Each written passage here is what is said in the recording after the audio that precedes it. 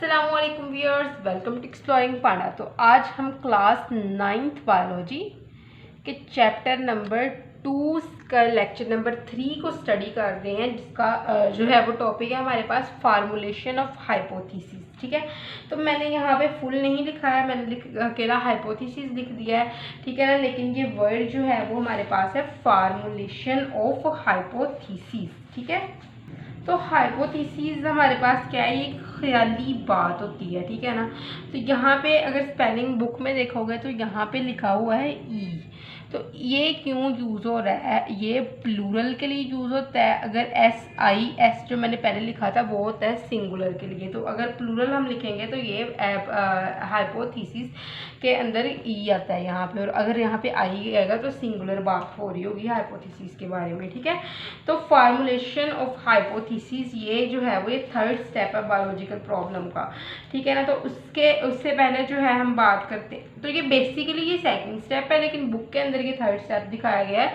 लेकिन बुक वाले फिर कहते हैं कि ये सेकंड स्टेप है। ठीक है ना, तो ये चीज़ें कुछ ना याद करने वाली हैं, टेक्निकली जो है वो इनको याद करना होता है। तो अगर पहला स्टेप हम देखें तो वो क्या था बुक के अंदर, रिकॉग्निशन ऑफ बायोलॉजिकल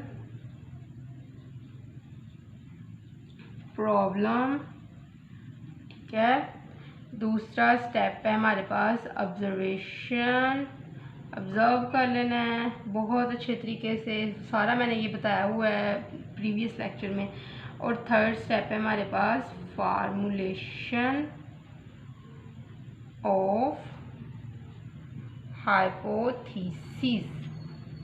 ठीक है बेटा, फार्मूलेशन ऑफ हाइपोथेसिस। तो हाइपोथेसिस है क्या हमारे पास, ये ख्याली बात है, एक डाउटफुल बात है। ठीक है ना, ये क्या होती है, एक ख्याली और डाउटफुल बात है। ये जो है वो ऐसी बातें हैं जो आपने ऑब्जर्व की थी। ठीक है ना, आपने इन बातों को जो है वो अब एक्सप्लेन करना है। ठीक है ना, तो मतलब कि जो बातें आपने ऑब्जर्वेशन में नोट की थी ना, ठीक है ना, अब आपने इन बातों की वजाहत देनी है हाइपोथेसिस में। ठीक है ना, तो यानी कि हमने जो ऑब्जर्वेशन है ना वो उसको एक्सप्लेन करना है एक रीज़न के साथ। इसका मतलब ये है कि अगर स्टेप्स में हम रीज़न का यूज़ नहीं करेंगे तो हमारे जो ऑब्जर्वेशन हैं वो साइंटिफिक नहीं होंगे। ठीक है ना, जिस तरह के अब मेरी बात सुने, किसी रूम में चोरी हो गई है। अब वो रूम में चोरी हो गई है तो सबसे पहले क्या होना है कि जो उस रूम आप पढ़ने आए हो यहाँ पे एकेडमी, ठीक है ना, तो पीछे से हो गई है रूम में चोरी। आप अपने रूम में जाते हो और देखते हो कि जो आपकी सिबलिंग की साइड का जो डोर है वो ओपन है। ठीक है ना, अब आपकी आपस में लगती भी है सिबलिंग के साथ। वो जो चीज़ चोरी हुई थी वो आप दोनों की म्यूचुअल चीज़ थी, जिसके ऊपर आपके जो बहन या भाई इनकी लड़ाई होती थी। अब क्या होगा, अब आपने पहले देखा, रिकग्नाइज किया ना, जाते ही रूम में वो चीज़ देखी नहीं है तो रिकग्निशन हो गई है। अब आपने ऑब्जर्व किया है कि जी कोई शीशा टूटा है, कोई खिड़की टूटी है, कोई दरवाज़ा खुला है। अब आपने जब बहुत गौर से देखना है, चलो बहन की साइड वाला जो है वो रूम जो है वो उसका डोर ओपन है। ठीक है ना, तो आपने उसको ऑब्जर्व कर लिया। अब आपने हाइपोथेसिस क्या देनी है, अब आपने हाइपोथेसिस ये देनी है कि डाउटफुल स्टेटमेंट देनी है। ये नहीं कह देना कि बहन चोर है, ये कहना है कि वो भी दरवाज़ा तो खुला ही है ना मम्मा, थोड़ा सा उस तरफ भी देख लें जाके, क्या पता उधर ना कोई चीज़ गलती से पड़ी हो। बंदा पहले इसी तरह ही कहता है ना, या फिर आपने ये डायरेक्ट इशारा नहीं कर देना उसकी तरफ, आपने एक डाउटफुल स्टेटमेंट देनी है। आपने कहना है हो सकता है कि वो गलती से ले गई हो मेरी चीज़। ठीक है ना, लेकिन आपने बातों बातों में ये बता देना है कि वो जो चीज़ गुम हुई है ना वो मुझे शक है कि वो उसके पास है। ठीक है, ये नहीं कि पहले ही रोला डाल देना है, ऐसे फिर बहुत जूते पड़ते हैं। फिर हाइपोथेसिस के बाद उसके बाद आपने जो है वो नेक्स्ट अभी आपने हाइपोथेसिस दे दी है ना, फिर अभी हम इसको इस जो ये कहानी को कंटिन्यू रखेंगे नेक्स्ट लेक्चर में भी। अभी हाइपोथेसिस तक आपने कह दिया कि मम्मा मुझे शक पड़ रहा है कि ना हो सकता है कि वो चीज़ जो है वो आप ही के पास हो। डायरेक्ट कहोगे तो बहुत जूते खाओगे। ठीक है ना, तो ये एक डाउटफुल स्टेटमेंट है। तो हाइपोथेसिस क्या है, basically it is a doubtful statement. ठीक है, क्या होती है ये, डाउटफुल बगैर किसी उसके डायरेक्ट कहोगे कि बिल्कुल है ही बात ये, मैं तो बस अटक गया हूँ इस बात पे, तो जब गलत साबित होगी तो जूते पड़ेंगे। ठीक है, डाउटफुल स्टेटमेंट। ठीक है, और कब तक ये डाउटफुल होती है, ठीक है ना, जब तक इसको जो है वो रिकॉग्नाइज ना कर लिया जाए कि ये ट्रू है कि फॉल्स है। ठीक है, फिर उसके बाद इसके डिफरेंट जो है वो प्रोसेसिस स्टेप्स से गुजर के फिर इनके रिजल्ट्स आ जाते हैं जब ये ट्रू हो जाती है। तो इसकी अगर हम डेफिनेशन देखेंगे तो ये क्या होती है, टेंटेटिव एक्सप्लेनेशन। टेंटेटिव एक्सप्लेनेशन ये होती है of observation is called as the hypothesis. तो टेंटेटिव क्या है, नॉट फुली डिसाइडेड, कि हमने इस बात को भी डिसाइड नहीं किया है, ये टेंटेटिव है। मतलब कि 19-20 में ही है अभी, ये डायरेक्ट 19 या 20 नहीं बनी है, अभी 19-20 के दरमियान में ये पता कोई नहीं है इसका। ठीक है, तो इसको हम क्या कहते हैं कि इसको हम डिफाइन कर सकते हैं as, it may be defined as a proposition. Proposition that might be true, जो सही भी हो सकती है। ठीक है, ऐसी प्रोपोजिशन हम कहते हैं ख्याली बात को जो आपने सपोज की होती है। ठीक है ना, तो ये एक प्रोपोजिशन होती है जो कभी कभार जो होती है वो सही हो जाती है और कभी कभार ये गलत भी हो जाती है। ठीक है, तो इसकी कुछ करैक्टर्स हैं, उसकी अब हम यहाँ पे बात करते हैं। तो इन करैक्टरिस्टिक्स को अब हम देखते हैं यहाँ पे।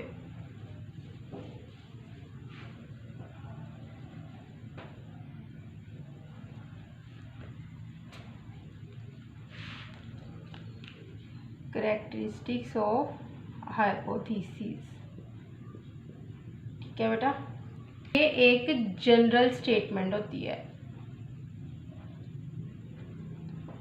जनरल स्टेटमेंट का मतलब है कि ये टारगेट नहीं करती एक स्पेसिफिक पर्सन को। ठीक है ना, तो ये जनरल स्टेटमेंट होती है, ये नहीं कह देता कि सीधा चोर तुम ही हो। इसके अंदर एक डाउटफुल स्टेटमेंट दी जाती है, किसी स्पेसिफिक चीज़ को जो है वो स्पेसिफिकली टारगेट नहीं किया जा सकता। ठीक है, दूसरा है should be tentative idea. Tentative idea क्या होता है, ख्याली आइडिया, एक डाउटफुल आइडिया होता है ये। ठीक है, should be agree with available observation.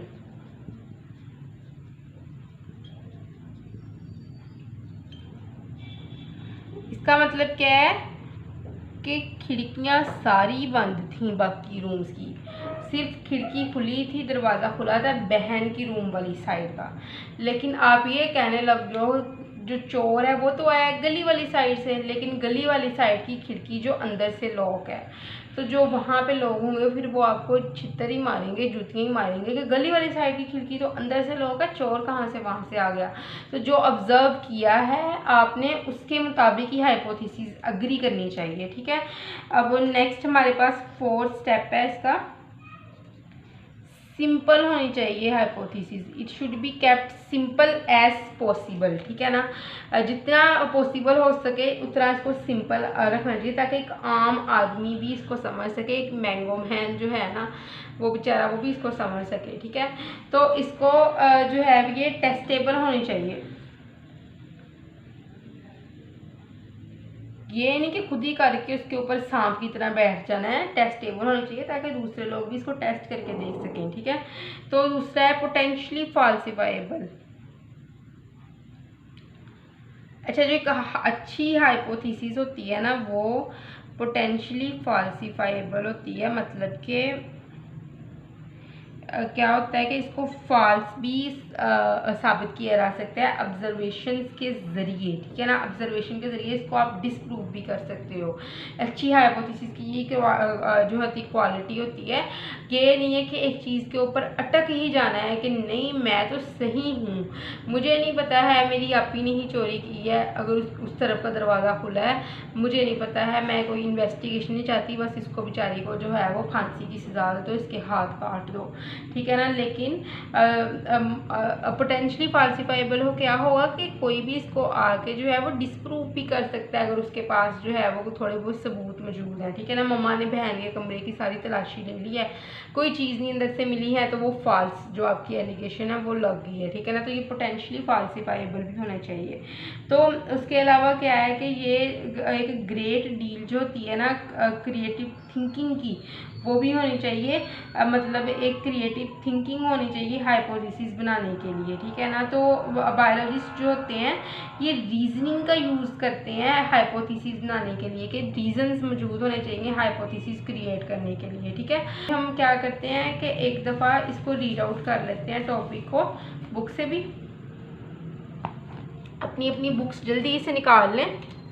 तो ऑब्जर्वेशन फार्मुलेशन ऑफ हाइपोथेसिस अगर हम पढ़ें तो observation do not become scientific observation until they are organized. तो ऑब्जर्वेशन तब तक एक साइंटिफिक ऑब्जर्वेशन नहीं बनती जब तक इनको अरेंज ना किया जा सके। ऑर्गेनाइज मतलब कि अरेंज ना किया जा सके और क्वेश्चन के ये रिलेटेड ना हो। मतलब आप बात चोरी की कर रहे हो, ठीक है ना, अंदर कोई बंदा आके गोभी के सालन की बात करने लग जाए कि भाई मैं गोभी का सालन बड़ा मज़ेदार होता है, उस रेस्टोरेंट का सालन ऐसा होता है, इसका ऐसा होता है, तो उसको जूते ही पड़ेंगे ना, ठीक है ना। तो ये रिलेटेड क्वेश्चन के मुताबिक होनी चाहिए। तो बायोलॉजिस्ट क्या करते हैं कि ऑर्गेनाइज करते हैं अपनी ऑब्जर्वेशंस को, दूसरों की ऑब्जर्वेशन को डाटा की फॉर्म में, ठीक है, और एक ऐसी स्टेटमेंट दे देते हैं जो कि इन सब के साथ मैच कर रही होती है, ठीक है ना। तो इनको हम कहते हैं कि ये स्टेटमेंट क्या है हमारे पास, hypothesis. Tentative explanation of the observation is called as the hypothesis. Tentative मतलब कि डाउटफुल